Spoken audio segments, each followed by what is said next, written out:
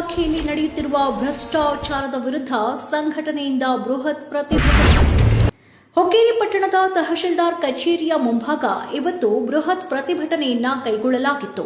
ಕರ್ನಾಟಕ ಸಮತಾ ಸೈನಿಕ ದಳ ಹಾಗೂ ಕರ್ನಾಟಕ ರಾಜ್ಯ ರೈತ ಸಂಘಟನೆ, ಕೂಲಿ ಕಾರ್ಮಿಕರ ಹಿತಾಸಕ್ತಿ ಸಂಘ ಇನ್ನುಳಿದಂತೆ ಅನೇಕ ಸಂಘಟನೆಗಳ ಸಹಯೋಗದಲ್ಲಿ ಹುಕ್ಕೇರಿ ತಹಶೀಲ್ದಾರ್ ಕಚೇರಿಯ ಮುಂದೆ ಬೃಹತ್ ಪ್ರತಿಭಟನೆಯನ್ನ ನಡೆಸಲಾಯಿತು.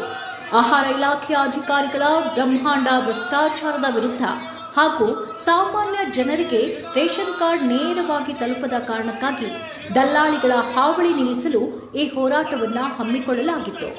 ಓಪನ್ ಇಲ್ಲರೆ ನನ್ನ ಗಂಡ ಸಾಕು 3 ವರ್ಷ ಆತ ಒಂದು ಮುತ್ತಾರು ತೆಗಿಸ್ಕೊಂಡು ನಮ್ಮ ಊರಾಗ ಕೊಡೋರು ಇಲ್ಲಿ ಕೊಡುವರು ಏನು ಜೀವನ ನಾಳೆ ಬರ್ತೀವಿ ತರ್ತಾರೆ ಕಾಗದ ಹೋಗ್ತಾರೆ ಮೂಲೆ ಹೋಗಿತಾರೆ ಕೊಡ್ತಿರ್ತಾರೆ. ಯಾರಿಲ್ಲ ಏನಿಲ್ಲ ಒಬ್ಬ ಕೆಡ್ತಕ್ಕೆ ನಾವು ಹಂಗೆ ಅರ್ಜಿ ಹಾಕೋದ್ರೆ ಅವ್ರು ಹಂಗೆ ಹೋಗ್ಯಾತಾರ.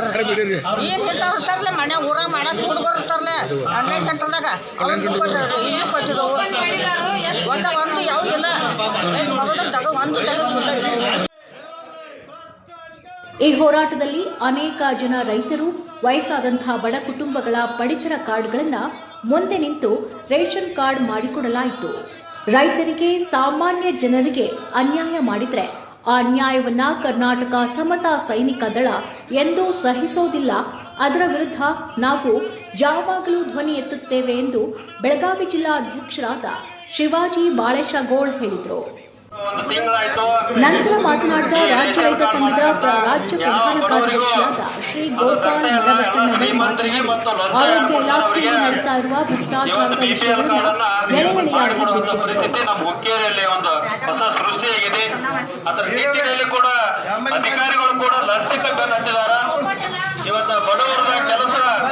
ರೈತರಿಗೆ, ವಯಸ್ಸಾದವರಿಗೆ, ಬಡವರಿಗೆ ಪ್ರಥಮ ಆದ್ಯತೆ ಕೊಡಬೇಕೆಂದು ಅಧಿಕಾರಿಗಳಿಗೆ ಇದೇ ವೇಳೆ ಎಚ್ಚರಿಕೆ ನೀಡಿದರು.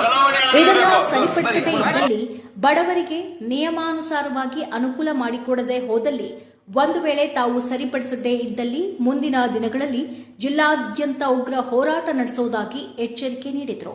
ತದನಂತರ ಎಲ್ಲಾ ಸಂಘಟನೆಯ ಸಂಘಟನಾ ಪದಾಧಿಕಾರಿಗಳು ಸೇರಿ ಉಪ ತಹಶೀಲ್ದಾರ್ ಅವರಿಗೆ ಮನವಿಯನ್ನ ಸಲ್ಲಿಸಿದರು. ಈ ಸಮಯದಲ್ಲಿ ಕಾನೂನು ಸಲಹೆಗಾರರಾದ ರಾಜೇಂದ್ರ ಮೋಸಿ, ವಕೀಲರಾದ ಗೋಪಾಲ್ ಮರಬಸಣ್ಣವರ್, ಬೆಳಗಾವಿ ಜಿಲ್ಲಾ ಅಧ್ಯಕ್ಷರಾದ ಶಿವಾಜಿ ಬಾಲೇಶ್ಕೋಳ್, ತಾಲೂಕಾಧ್ಯಕ್ಷರಾದ ಶಿವಾನಂದ ಮಾಳಕರಿ, ಉಪಾಧ್ಯಕ್ಷರಾದ ಮಹಾಂತೇಶ್ ಬೇವನಕಟ್ಟಿ, ರಾಜೇಂದ್ರ ಗಿರಣಿ, ವಿಠ್ಠಲ್ ಬಂಗಾರಿ, ಆರಿಫ್ ಪಠಾಣ್, ಶಾಂತಾ ಹೇಳವಿ, ಮಂಗಲ್ ಮಾನೆ, ಅಜಯ್ ಹರಬಳ್ಳಿ, ಮಹಮ್ಮದ್ ಅಲಿ ಬಾಡ್ಕರ್, ದಶರಥ್ ಮಾಧರ್ ಇನ್ನುಳಿದಂತೆ ಅನೇಕ ಹಿರಿಯರು, ಅನೇಕ ಮಹಿಳೆಯರು, ಯುವಕರು ಮುಂತಾದವರು ಉಪಸ್ಥಿತರಿದ್ದರು.